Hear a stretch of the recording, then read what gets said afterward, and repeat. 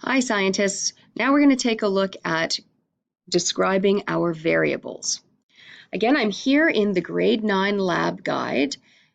Again, we're going to use it as a checklist to remind us how to describe our variables. With our variables, if we take a look at the rubric, we want to explain how to manipulate the variables and explain how sufficient relevant data will be collected.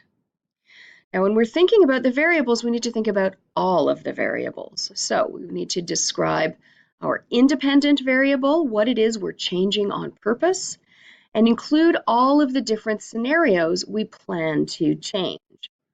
So in this one, this example with temperature and the rate that ice melts, we're identifying the independent variable as the temperature, and then the different scenarios of temperature we plan to test. Then we'll identify the dependent variable. That's the variable that we're measuring, and that its changes are based on how we've changed the independent variable. And in this example, the dependent variable was time in order for the ice to melt, and they calculated the rate of melting of the ice. We're going to take a look also at the controlled variables. When you're thinking about your simple circuit, what are all of the elements in your circuit, and what could be changed, and what needs to be held the same in order for you to be able to compare only the changes to the potential difference? So we'll identify the controlled variables, what needs to be kept the same. And these may be measurements, or they may be settings on the equipment in the simulation. You need to describe how to set them and why it's important that these variables are controlled. So one way to present that is in a table such as you see here, where the controlled variable is stated, how it's being controlled is described, and then why it matters is also explained.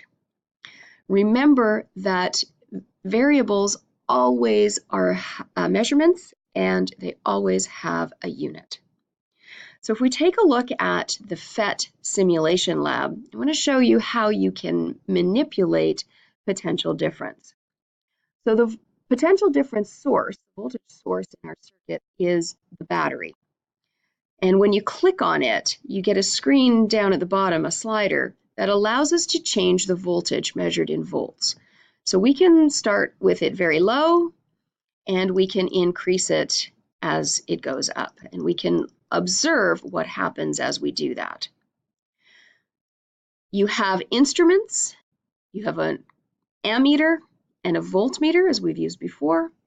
And another thing that you can look at is what is the resistance that's provided by this load, this light bulb. And the resistance, if you click on the light bulb, it's going to show you resistance down here. So what of all of these things need to be kept the same so that you can understand the relationship between changing potential difference and its impact on current? I'll leave you with that question.